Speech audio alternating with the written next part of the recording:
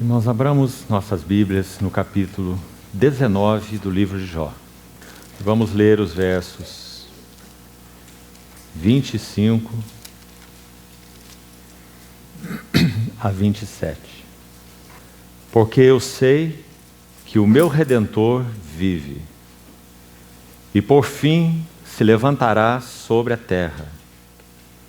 Depois revestido este meu corpo da minha pele, em minha carne verei a Deus. Vê-lo-ei por mim mesmo. Os meus olhos o verão, e não outros. De saudade me desfalece o coração dentro em mim. É impressionante, amados irmãos, como no mesmo coração pode haver aspirações sinceras e profundas por Deus e também impurezas. Esse verso do capítulo 19 deixa claro que Jó tinha aspirações reais e sinceras por Deus.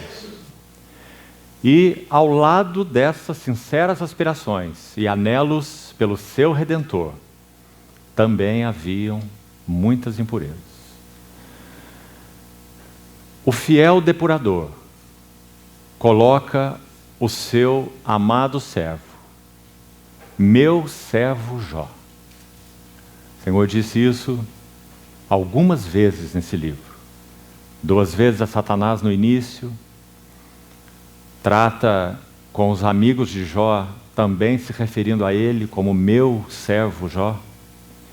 E ele coloca esse seu servo no seu crisol, para que as aspirações sinceras por Deus sejam descontaminadas das impurezas, da autoglorificação, da autopiedade e da autojustificação.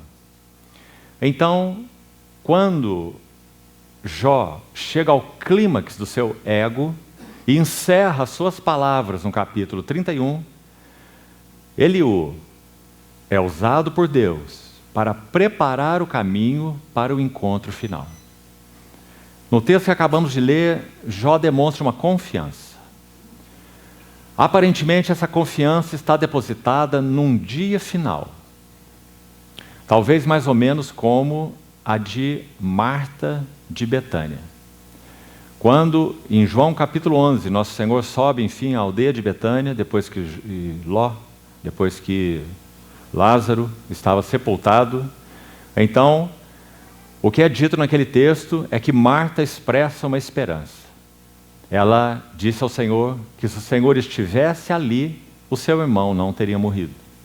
Então o Senhor fala sobre a ressurreição e a vida, que Ele é. E Marta argumenta com o Senhor sobre a ressurreição do último dia. Ela cria de alguma maneira no seu Senhor e no seu poder de vida de ressurreição para o último dia. Havia uma esperança real no coração de Marta. Mas aquele que se apresentou a ela disse: eu sou. E Jesus Cristo é o mesmo ontem, hoje e o será para sempre. Então, aquela expectativa futura de Marta foi antecipada pelos propósitos de Deus, através do seu filho, mandando que aquela pedra fosse retirada do túmulo. E ele disse: Lázaro, sai para fora. Da mesma maneira, aqui no texto de Jó 19, aparentemente Jó também tem uma esperança futura. Ele diz que sabe que o seu Redentor vive, em todo aquele estado de provas, aflições e sofrimentos, porque eu sei que o meu Redentor vive. Veja, mais uma vez, que Jó não era apenas um bebê espiritual. Eu sei que vive meu Redentor. E por fim, ao final, se levantará sobre a terra, e revestido esta carne de minha pele, eu em minha carne verei a Deus. Meus olhos o verão e não outros.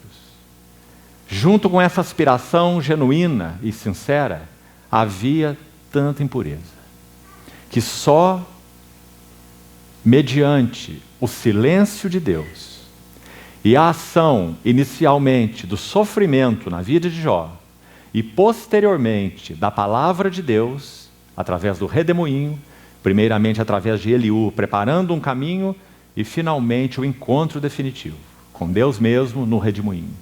Poderiam então ter trazido essas impurezas à tona e esse fogo depurador, tão santo e tão gracioso, realizar sua obra. Então, amados irmãos, o que vimos hoje pela manhã, primeiro discurso de Deus, 2 capítulos, 39 e 40. Nesses discursos, 38 e 39, capítulos 38 e 39, nesses 2 capítulos temos o primeiro discurso de Deus. Faça um resumo do que ouvimos e lemos pela manhã, e observe. Basicamente, esses 2 capítulos se dividem ao meio. Nós teríamos 35 versículos de um lado e 33 versículos de outro, se fôssemos dividir esses capítulos mediante 2 ênfases que vamos colocar aqui, dentro do primeiro discurso de Deus, que já estudamos, capítulos 38 e 39. Primeira parte, os primeiros 35 versículos têm a ver com a luz de Deus sobre Jó. Em particular, é quando Deus trata, se os irmãos já perceberam, particularmente da criação inanimada. Nós já estudamos todos os 2 capítulos pela manhã e vimos que o primeiro capítulo possui 38, possui 15 sessões. E nessas sessões, se você notar desde o verso 4, onde estavas tu quando eu lançava os fundamentos da terra? E então o Senhor fala versículo 8, do mar e os seus limites. Então ele fala da madrugada no verso 12. Então ele fala da terra no 14. E fala dos mananciais do mar no 16. E fala da região tenebrosa no 17. E de novo da luz no 19. E fala sobre os depósitos da neve no verso 22. Fala sobre o caminho da luz de novo no verso 24. O aguaceiro no verso 25, a terra nos versos seguintes, 26, 27, 28, fala dos astros a partir do verso 31, poderás tu atar as cadeias ao 7, ou dos 7 estrelos, e soltar os laços do Órion. Então nós vamos até o verso 38. Todos esses versos tratam, em particular, de uma criação inanimada. Observe. Mas a partir do verso 39, e nós o avaliamos pela manhã, a partir daí, todos os versos, até o final do capítulo 39, verso 30, tratam da criação animada. E, em particular, Deus expõe o cuidado dessas crias com seus filhotes, por um lado, e usa a figura de alguns animais. Algumas bestas, que já examinamos pela manhã, o asno montês, o jumento selvagem, no verso 5, o jumento selvagem. Depois ele fala, no verso 8, do boi selvagem, e mostra que esses seres selvagens foram criados por Deus para um serviço livre, mas que esse serviço livre, porque são selvagens, está debaixo do governo, do controle e dos cuidados de Deus por eles. Então, depois ele usa as figuras que também já estudamos, da avestruz, do cavalo e da águia. Em particular, chamamos atenção para esse aspecto ligado ao que dissemos aqui, da criação animada. Agora pense, irmãos, no seguinte quadro. O depurador coloca a prata no cadinho e chega o seu fogo. O fogo possui 2 características. Por um lado, a luz do fogo vai fazer um trabalho sobre Jó. A luz da palavra de Deus, a luz da revelação de Deus. Em ti, Senhor, está o manancial da vida, e em tua luz nós vemos a luz. Salmo 36, 9. Então, por um lado, o fogo do depurador iluminou Jó. Mas, queridos irmãos, graças a Deus, há um outro aspecto do fogo, E é o aspecto do calor.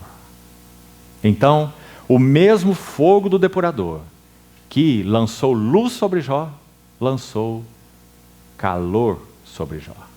Ou seja, a palavra diz que o nosso Senhor Jesus é cheio de verdade, porque Deus é luz. Então, o Verbo encarnado é cheio de verdade, por Deus ser luz. Mas o Verbo encarnado é cheio de graça, porque Deus é amor. Então, verdade é a encarnação, a manifestação da luz. E graça é a encarnação do amor, ou a manifestação do amor.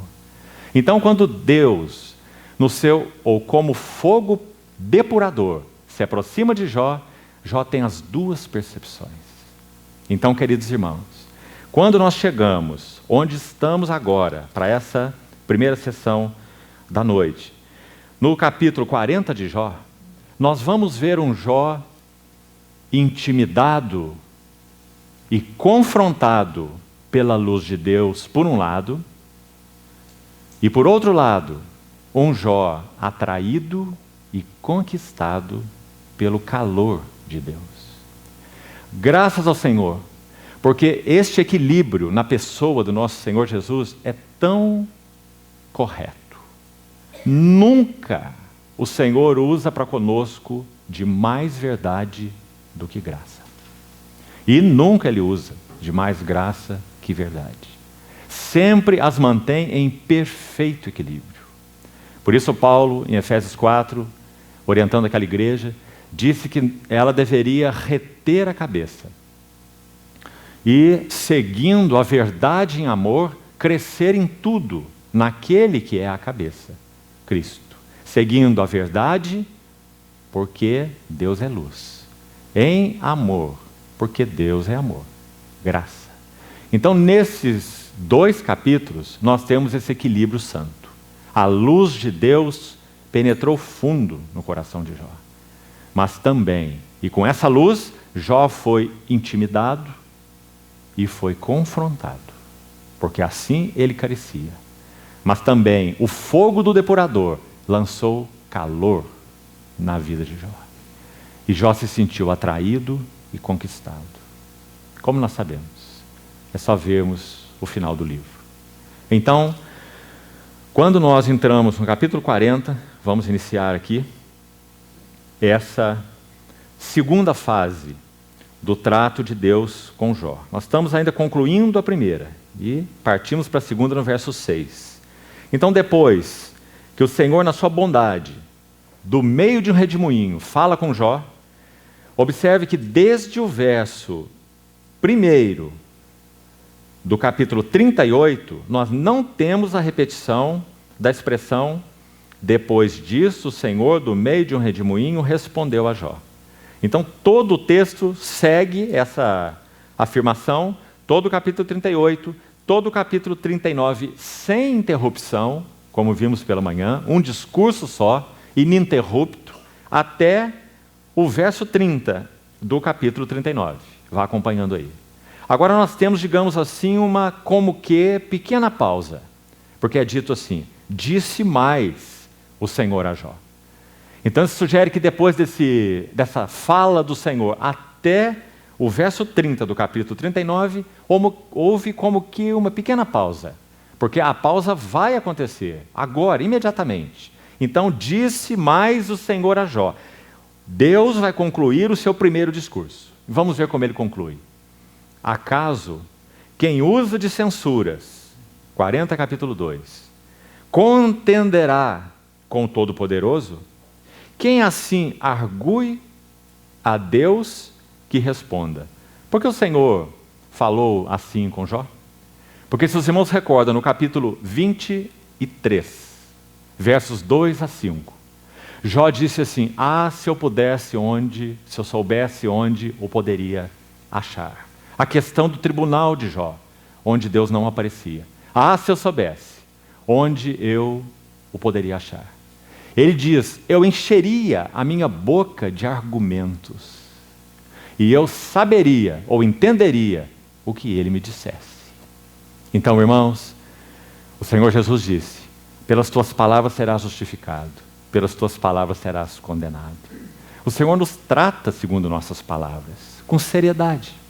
Então, se Jó falou isso ao Senhor, o Senhor vai pedir que ele faça isso. Como que dizendo: agora, Jó, você me encontrou. Então agora, enche a sua boca de argumentos e então responda o que eu te perguntei. Porque ele havia dito: eu saberia o que ele me dissesse. Então, mais uma vez, o Senhor está confrontando Jó, baseado então no que ele disse nesse capítulo 23, versos 2 a 5. Olha o resultado. Então Jó respondeu ao Senhor e disse. Sim, ele vai responder, mas como? Sou indigno. A palavra aqui é sou vil, ou sou de pouca importância. Para quem disse, no capítulo 9, verso 23, se não me engano, eu sou íntegro, então houve uma grande mudança no interior do coração de Jó. Antes eu sou íntegro, agora eu sou vil. Ponho a mão na minha boca. O que significa ponho a mão na minha boca? Era uma atitude com relação ao tempo em que esse livro foi escrito, em que a pessoa que assim fizesse dizia: eu sou ínfimo e eu sou ignóbil ou obtuso, não tem compreensão, sou ínfimo e sou um ignóbil. Então, por um lado, Jó diz: eu sou vil. Por outro lado, ele diz: eu sou ínfimo, sou um ignóbil. Então, ponho a mão na minha boca. A experiência de Isaías no capítulo 6 foi semelhante. Isaías, até o capítulo 5, tem ais para todas as classes de gente do povo de Israel. Ai deste, ai daquele outro. Quando o Senhor se revela a Isaías no capítulo 6, e ele viu a glória do Senhor, ele disse: ai de mim, eu estou perdido. A palavra específica usada ali é a palavra para ficar mudo. Mesma ideia do livro de Jó. Isaías está dizendo: fico mudo. Antes havia um ai para todos, agora tem um ai de mim e fico mudo. Então nós sabemos o que Deus fez naqueles 10 versículos de Isaías 6. Ele dá a Isaías uma visão da glória de Deus. Ele dá a Isaías uma visão dele mesmo. As duas andam juntas. Impossível ver mais da glória de Deus e menos da nossa pecaminosidade. As duas andam exatamente juntas. Da mesma maneira que não existe possibilidade de nós conhecermos mais a nós do que nós conhecemos a Deus. Por isso, tome cuidado com os ramos da filosofia, e há muitos, em que ensinam ou tentam o caminho do conhece-te a ti mesmo. Porque é impossível para o homem conhecer a si mesmo. A medida do conhecimento que podemos ter de nós mesmos é a exata medida que nós temos do nosso bendito Redentor, nosso Senhor Jesus. Então, na medida que essa luz lançou-se sobre Jó, eu sou vil. E da mesma maneira sobre Isaías. Então Isaías viu a glória de Deus, Isaías 6. Em seguida, ai de mim, viu a sua pecaminosidade, homem de lábios impuros, e habito no meio de um povo de impuros lábios. E os meus olhos viram o rei. Não é uma frase maravilhosa? Meus olhos viram o rei. E logo em seguida o que acontece? Uma brasa tirada do altar e purifica os lábios de Isaías. Visão da glória de Deus, visão da nossa pecaminosidade, e isso nos levaria à loucura, ao desespero. Então Deus dá uma terceira visão. A brasa tirada do altar purifica os lábios de Isaías. Redenção, purificação. E em seguida, comissão. Então ouviu uma voz que dizia: a quem enviarei? E quem há de ir por nós? Isaías disse: eis-me aqui, envia-me a mim. Veja a ordem: visão da glória de Deus, visão de si mesmo, visão da cruz e a comissão da parte de Deus. Então, queridos irmãos, Jó, na sua medida, está passando pela mesma experiência. Agora não mais sou íntegro, agora sou ínfimo, sou ignóbil, sou vil, sou de pouca importância. Verso 4. Que te responderia eu? Ponho a mão na minha boca. Uma vez falei e não replicarei. Aliás, 2 vezes, porém não prosseguirei. Se Jó já chegou a esse ponto, por que nós não teríamos agora o capítulo 42? Por que nós precisamos ainda do término do capítulo 40 e todo o capítulo 41, antes que Jó chegue ao final de sua experiência? É uma boa e importante pergunta. 2 coisas estão envolvidas então aqui, nessa pausa. Porque, antes de falar sobre elas, no verso 6, então o Senhor, do meio de um redemoinho, respondeu a Jó. As mesmas palavras que nós vemos no início do primeiro discurso. Então, muito claramente, são 2 discursos separados. E entre eles houve um hiato, e esse hiato dependeu de algo. E esse algo é a resposta de Jó. Então, quando Jó disse, não prosseguirei, versículo 5, então Deus pode prosseguir com Jó. Porque Jó disse, eu não prosseguirei, Deus vai prosseguir. Para resumir em uma palavra, rendição. Se o Senhor tem falado ao nosso coração, mas a resposta do nosso coração não é rendição, Deus não pode prosseguir conosco.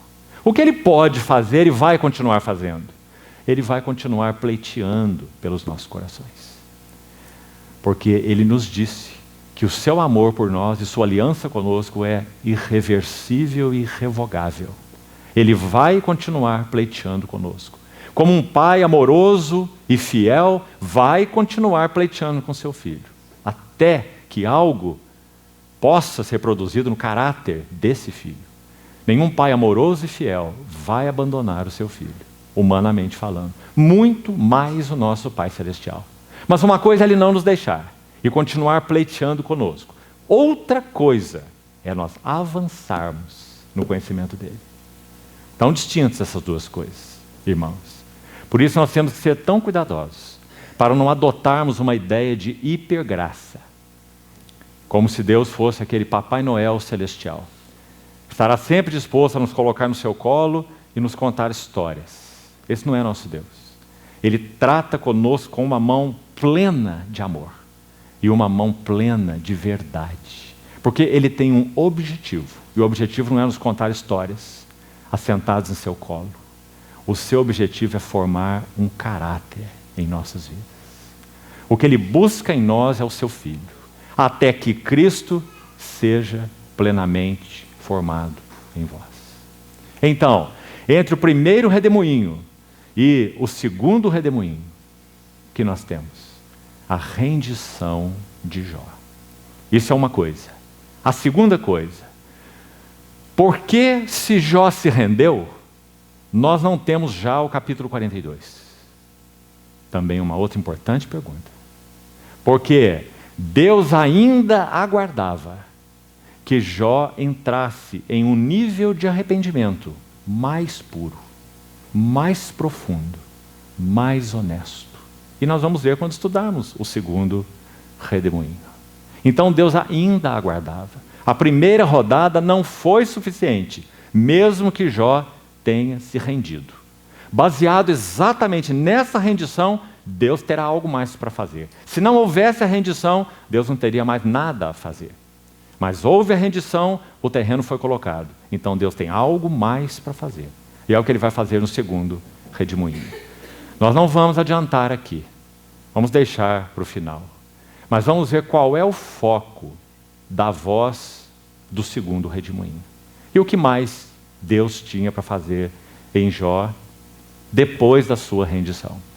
Então, 2 coisas importantes e muito importantes aí, queridos irmãos, para entendermos por que o capítulo 40 prossegue e entra na sequência no capítulo 41. porque Deus precisava alcançar a rendição de Jó, e isso foi alcançado. Eu sou vil e ponho a mão na minha boca. Mas Deus também precisava alcançar um arrependimento mais puro e profundo de Jó. Então Deus vai tocar naquele ponto que certamente você já sabe. Já temos falado nele. E agora é Deus quem vai falar sobre ele. Deus até aqui não tinha falado sobre esse ponto. Ele vai falar sobre esse ponto no segundo redemoinho. E nós vamos ver qual é. Então, vamos iniciar. Deixa eu colocar ainda uma coisa, antes de entrar no verso 6, iniciando o segundo redemoinho. Irmãos, por incrível que pareça, quando nós falamos eu sou vil, ainda existe um perigo aí. Sabe qual é? Nós ainda somos alguma coisa. Vamos colocar um teste assim.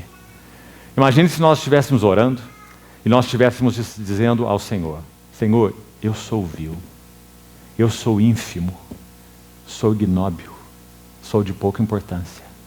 O irmão ao lado está ouvindo a sua oração. Quando você conclui, o irmão diz assim para você: eu quero te dizer algo. Você é um ignóbil. Você é ínfimo. Você é vil. Qual será que seria a nossa reação? Falar isso a Deus, de certa forma, é tão fácil. Mas então, quando Jó chegou a essa situação, algo mais precisava ser alcançado. O que precisava ser alcançado? Preste atenção. O que Deus queria alcançar de Jó não é eu sou vil. O que Deus queria alcançar de Jó é eu sou nada. Então Paulo vai dizer em 2 Coríntios capítulo 12, verso 11: em nada eu fui inferior a esses tais apóstolos, ainda que eu nada sou. E então, ele mesmo, Paulo, escrevendo aos Colossenses, capítulo 3, versículo 11: Cristo é tudo e em todos. Porque Paulo podia dizer ainda que eu nada sou, sem que ele se tornasse um louco, deprimido, mórbido, macabro. Por quê? Porque se por um lado eu nada sou, Cristo é tudo e em todos. Queridos irmãos, cada um de nós, na escola de Cristo, precisa chegar pela graça de Deus, pelos traços do Senhor, pelo trabalho da cruz, a esse ponto. Sabe o que acontece conosco? Sempre estamos buscando valores e recursos em nós.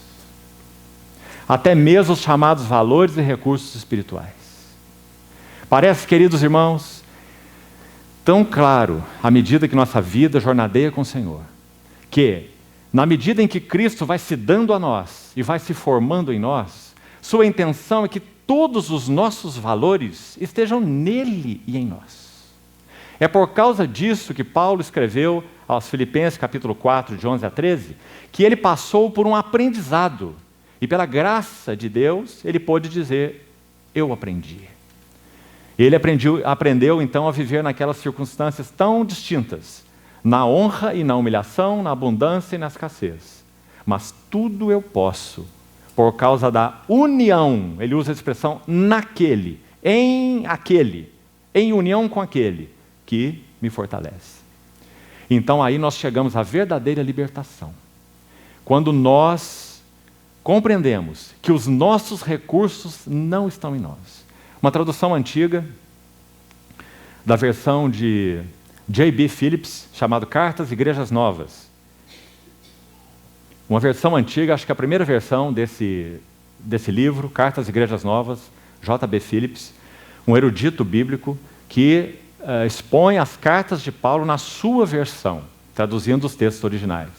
Então, em Filipenses 4, 11 a 13, a ideia que ele expressa é uma das frases que está lá nessa sua tradução, quando Paulo diz: aprendi a viver contente em toda qualquer situação, tanto sei ser honrado quanto sei ser humilhado, tanto sei viver em abundância como também em escassez. Esse irmão traduz esse texto assim: eu aprendi que os meus recursos nele, em Cristo, são inesgotáveis. E o meu descanso nele é imperturbável. Irmãos, enquanto não houver em nossa experiência uma apropriação real de quem Cristo é e uma descoberta que nossos valores espirituais não estão em nós, mas estão nele, então esses valores são tocáveis e são perturbáveis. Uma coisa é ter a paz de Cristo, outra coisa é ter Cristo como nossa paz. Quando Paulo escreveu aos Romanos, ele disse que justificados, pois, pela fé, nós temos paz com Deus. Mas quando ele escreve aos Filipenses, ele diz: a paz de Deus guardará os vossos corações e mentes em Cristo Jesus. Viu a diferença? Uma é a paz com Deus, que temos mediante a justificação pela fé. A outra é a paz de Deus, que patrulha em volta, guardará, é uma palavra militar que Paulo usa em Filipenses 4. A paz de Deus, que excede todo entendimento, patrulhará em volta dos vossos corações e mentes em Cristo Jesus. Qual era o problema com Jó? Os seus valores estavam nele mesmo. Valores dados por Deus. Jó nunca poderia ser íntegro se Deus não houvesse trabalhado nele. Ele vivia numa geração absolutamente ímpia. Ele nunca poderia ser reto sem o trabalhar de Deus. Muito menos se desviar do mal. E menos ainda temer a Deus. Com toda a luz que ele tinha e a revelação de Deus que ele possuía. Impossível. Então, o problema de Jó é que os seus valores estavam nele mesmo. Mas na medida em que Deus encontra caminho para trabalhar em nós, assim como em Jó, pela sua luz, pela cruz, pelas circunstâncias, pela palavra, o caminho da cruz, palavra de Deus, providência de Deus, sofrimento mais a palavra de Deus, o que nós alcançamos? Nós alcançamos uma divisão entre o que Cristo é e o que nós somos.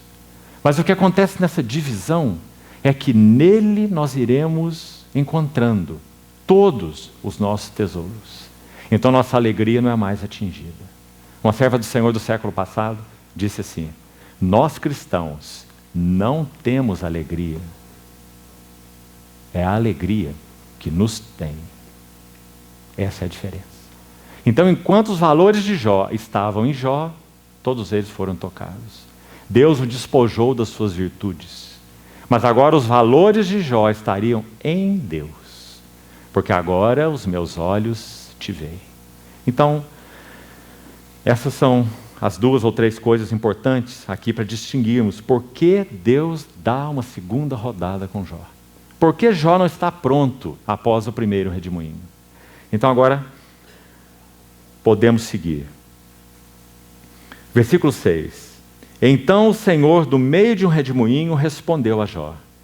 A mesma coisa que iniciou o capítulo 38. Cinge agora os teus lombos como homem. Lembra-se que homem aqui é um combatente. Porque Deus agora, no momento adequado, desafiou Jó. Antes não. Antes o trabalho de Deus com Jó era só se calar. Deus calado e as impurezas de Jó subindo à flor do seu coração. E o fogo do depurador atuando. Mas agora é a hora de Deus falar. E então ele pede a Jó que cinja os seus lombos como homem. Eu te perguntarei, e tu me responderás. Acaso anularás tu de fato o meu juízo? Ou me condenarás para te justificares? Vimos que essa era uma das grandes questões com Jó. Por causa de tudo que ele via em si mesmo, seus valores em si mesmo, suas virtudes, sua prosperidade, seu ninho, seu vigor, seu outono e tudo que já vimos, então ele, não entendendo os caminhos de Deus, condenava a Deus e justificava a si mesmo. Esse é o pecado de Jó. Então Jó não pecou e por isso ele sofreu. Jó sofreu e então ele pecou. E Deus aqui está tratando deste pecado. Me condenarás para te justificares? Ou tens braço como Deus? Ou podes trovejar com a voz como ele o faz? Terminou uma primeira sessão pequena. Versos 6 a 9. Agora temos uma outra sessão, que vai de 10 a 14. Escute o que o Senhor disse a Jó. Orna-te, pois, de excelência e grandeza, Jó não pode mais. Não há mais nenhuma excelência nem nenhuma grandeza, externa e naturalmente falando. Jó é um trapo num monte de lixo, como nós já vimos. Doente, aflito e perturbado. Orna-te, pois, de excelência e grandeza. Veste-te de majestade e de glória. Derrama as torrentes da tua ira. E atenta para todo soberbo. Aí está a palavra. Agora usada por Deus mesmo. E ele a repete no verso 12. Então atenta para todo soberbo e abate-o. Olha para todo soberbo e humilha-o. Calca aos pés os perversos no seu lugar. Então, desde o verso 10, Deus está desafiando Jó a fazer isso. Como Jó poderia abater o soberbo? Você se lembra que ele disse que fez isso tantas vezes? Ele abateu o soberbo para livrar o necessitado, o pobre, o aflito, o órfão, a viúva, como já vimos. Mas agora, irmãos, Deus quer falar de um soberbo que Jó não conhecia. É o soberbo Jó. Então ele diz: orna-te de excelência e grandeza, veste majestade e glória, derrama as torrentes da tua ira, atenta para todo soberbo e abate-o. Olha para todo soberbo e humilha-o. Calca aos pés os perversos no seu lugar. Cobre-os juntamente no pó, encerra-lhes o rosto no sepulcro. Ele está dizendo para Jó: faça isso se você puder, e então também eu confessarei a teu respeito, que a tua mão direita te dá vitória. Está clara a mensagem? Deus está dizendo que o soberbo que havia em Jó não podia ser abatido pelo próprio Jó. E, consequentemente, nenhum outro soberbo. Então Deus está dizendo no verso 14 que só Ele pode abater o soberbo. Queridos irmãos, na lista dos males do coração que o Senhor proferiu em Marcos capítulo 7, acho que é verso 20, 21 e 22 de Marcos 7. Se você ler aquela lista, o Senhor fala sobre muita coisa, dizendo que é de dentro, não de fora, de dentro do coração do homem é que procedem os furtos, os maus desígnios, o adultério, a glutonaria, e a lista é grande. Mas sabe quais são os dois últimos itens? O penúltimo, soberba. O último, loucura. Só há um passo a mais para o soberbo: a loucura. Porque a soberba é loucura. A soberba atenta contra aquele que está no trono. A soberba diz: eu sou. Por isso, na primeira rodada do redemoinho, Jó disse: eu sou vil. Um grande passo. Mas depois da segunda rodada do redemoinho, em outras palavras, Jó vai dizer: eu sou nada.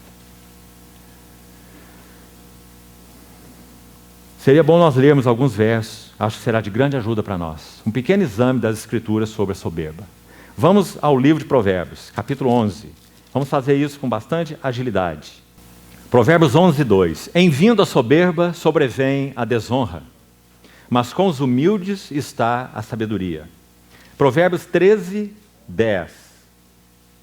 13, 10. Da soberba só resulta a contenda, mas com os que se aconselham se acha a sabedoria. Não foi assim com Jó? Jó era o soberbo, e tudo o que ele produziu foi contendas. Contendas com seus amigos, contenda com Deus, contenda que quem chegasse perto. Porque Jó estava baseado na sua própria justiça. Esse é o soberbo. Capítulo 16, verso 18 de Provérbios. A soberba precede a ruína, e a altivez de espírito a queda.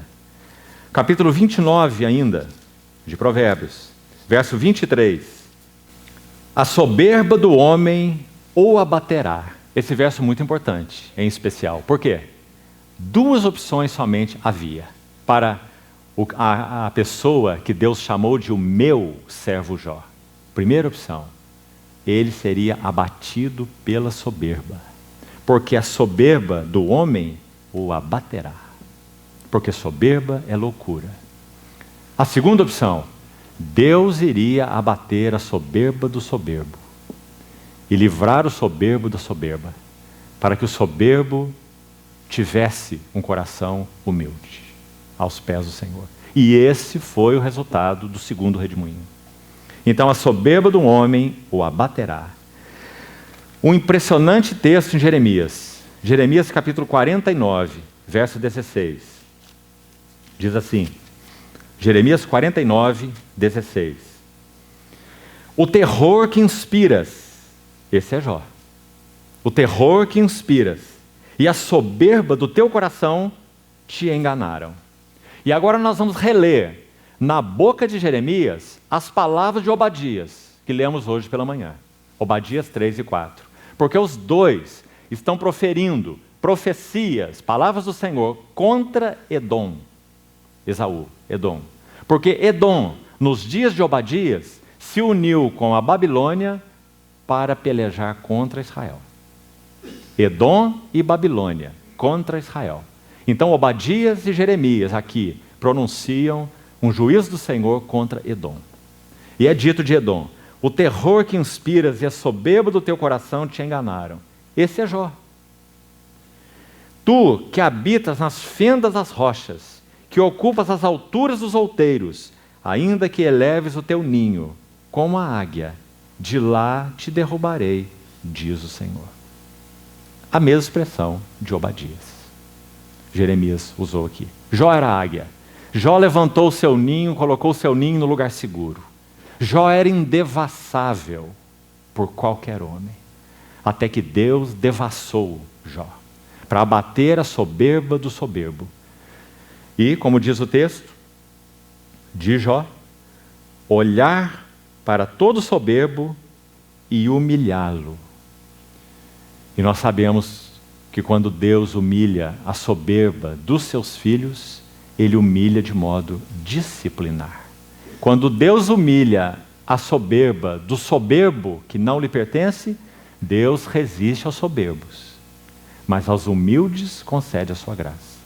Então, por conhecer o nosso coração, Ele sabe que a soberba mora em nosso coração. E o que Ele usa para abatê-la? Ele usa o sofrimento e a sua palavra.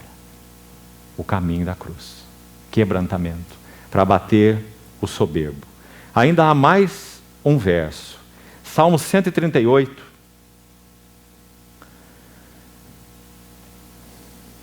diz assim, versículo 6. O Senhor é excelso, contudo atenta para os humildes. Os soberbos, Ele os conhece de longe, porque Ele resiste aos soberbos. Você se lembra do Salmo 131?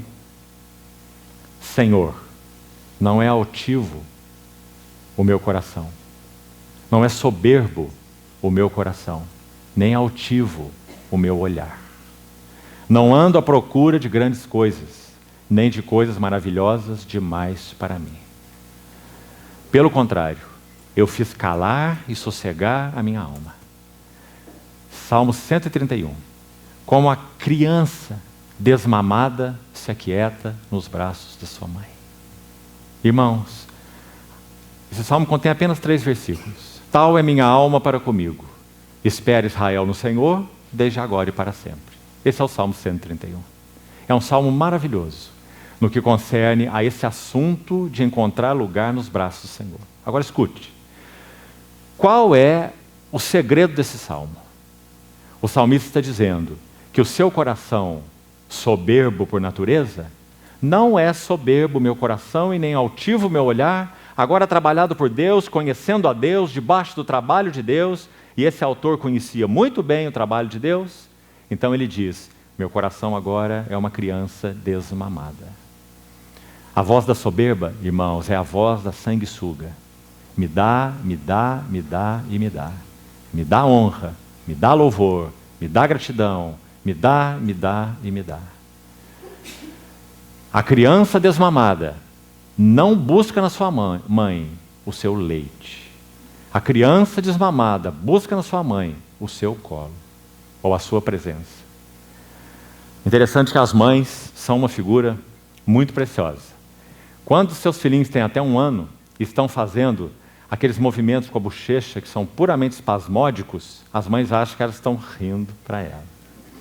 E quando a mãe sai para comprar as coisas no supermercado, para trazer para o seu filhinho, e o seu filho fica sozinho em casa, quando a mãe entra pela porta, e agora ele já é maior, com 2, 3 anos, e olha para sua mãe, e agora ele dá um sorriso voluntário, enorme. Então agora a mãe diz, ele não é mais um bebê, com aqueles sorrisos espasmódicos. Agora ele está muito feliz por me ver, mas ela não sabe que ele está vendo entrar pela porta uma mamadeira de 1,60 m de altura. E tudo que ele quer é o seu leite.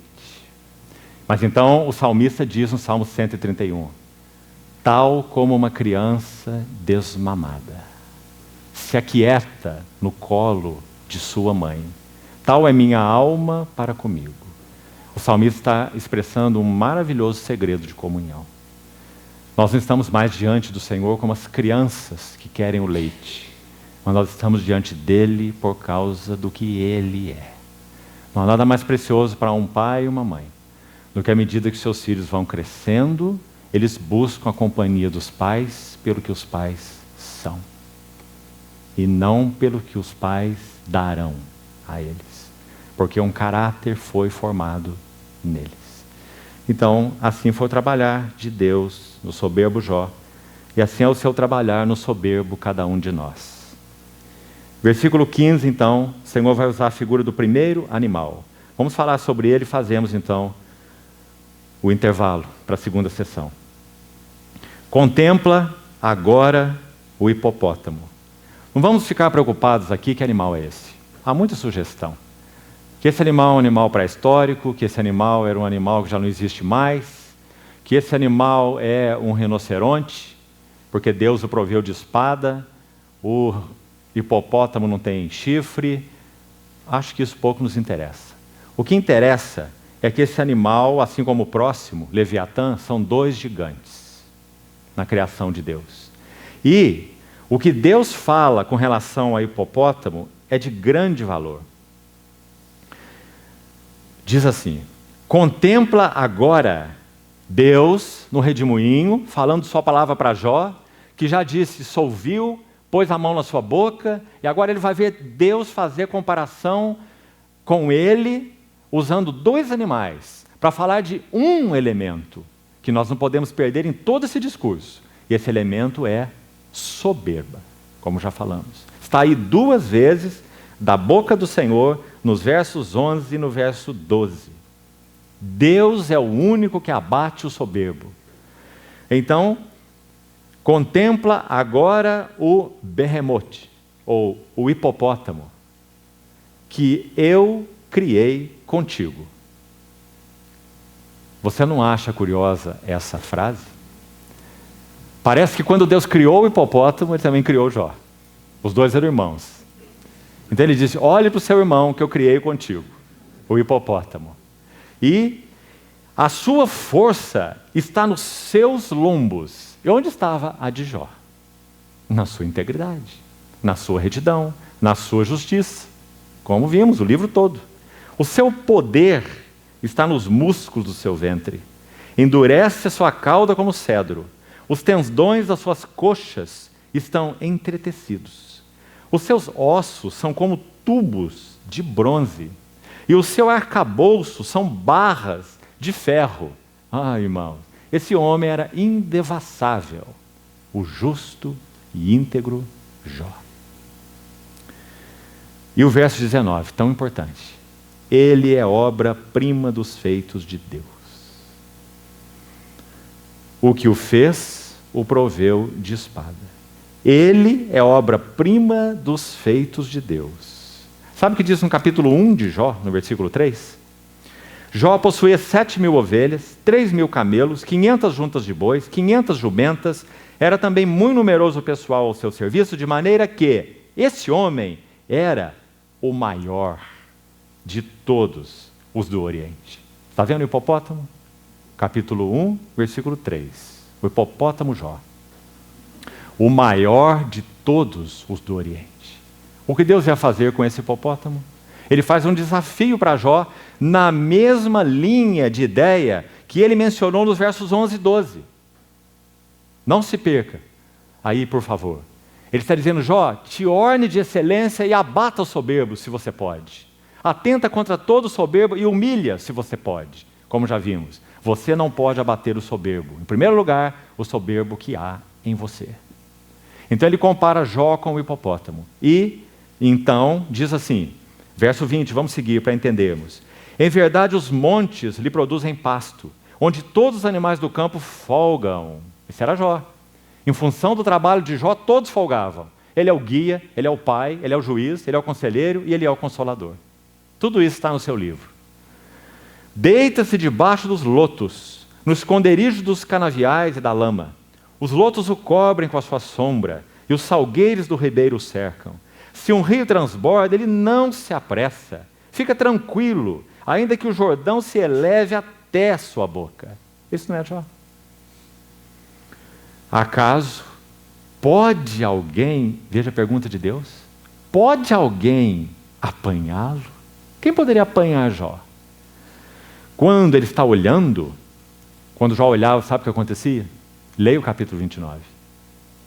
Ele ia às portas e se assentava nas praças da cidade, e os jovens se retiravam, e os idosos se levantavam, e os príncipes reprimiam suas palavras, e os nobres punham a mão na sua boca.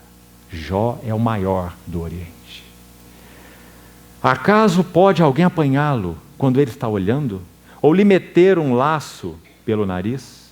Então, ninguém poderia derrubar essa criatura, somente Deus que a fez. Então a primeira figura é a figura do hipopótamo, o soberbo. Nós podíamos fazer um intervalo aqui, mas não sem antes, então entraremos no capítulo 41, é o capítulo do crocodilo, o capítulo do Leviatã. Não bastasse Jó ser comparado com um hipopótamo, agora Deus vai compará-lo com seu irmão crocodilo. E nós vamos ver que lições profundas Deus vai dar a Jó usando o crocodilo. Mais que o hipopótamo, porque Deus vai usar um capítulo inteiro de 34 versículos para falar sobre esse animal Leviatã. Mas, queridos irmãos, para encerrar essa sessão, gostaria que os irmãos ouvissem com atenção uma preciosa pérola escrita na época do avivamento que já citamos pela manhã, acho que foi hoje pela manhã, movimento puritano, no qual viveram muitos homens de Deus. Richard Baxter, Richard Sibbes, John Owen e muitos outros. Então, essa oração foi extraída da coleção de orações e devoções dos puritanos. Eu vou ler com calma, não se preocupem em anotar. Se for o caso, depois, irmãos, pegam cópia disso. Apenas escute com muita atenção. Esse irmão anônimo escreveu essa oração que está no livro de orações e devoções dos puritanos. Então ele disse assim: quando tu queres me guiar, eu é que me controlo. Quando tu queres ser soberano, eu é que dirijo a minha vida. Quando tu queres tomar conta de mim, eu me basto. Quando eu deveria depender das tuas provisões, eu me supro. Quando eu deveria submeter-me à tua providência, eu faço a minha vontade. Quando eu deveria ponderar, honrar e confiar em ti, eu me sirvo. Eu critico e corrijo as tuas leis para se adequarem a mim. Em vez de a ti, eu busco a aprovação dos homens. E eu sou, por natureza, um idólatra. Senhor, o que eu mais quero é levar o meu coração de volta para ti. Não é maravilhoso, irmãos? Eu sou, por natureza, um idólatra. Mas o que eu mais quero é levar de volta meu coração para ti. Agora, como deixarmos de nos controlar, de nos bastar, de nos suprir, de fazer nossa vontade, de nos servir, de criticar e corrigir as leis de Deus para se adequarem a nós? Não há caminho, a não ser que o sofrimento e a palavra de Deus operem sobre as nossas vidas. O caminho da cruz. Senhor, então, continue falando ao nosso coração. Vamos fazer um intervalo, segundo os irmãos, de 15 minutos exatos, e então voltamos.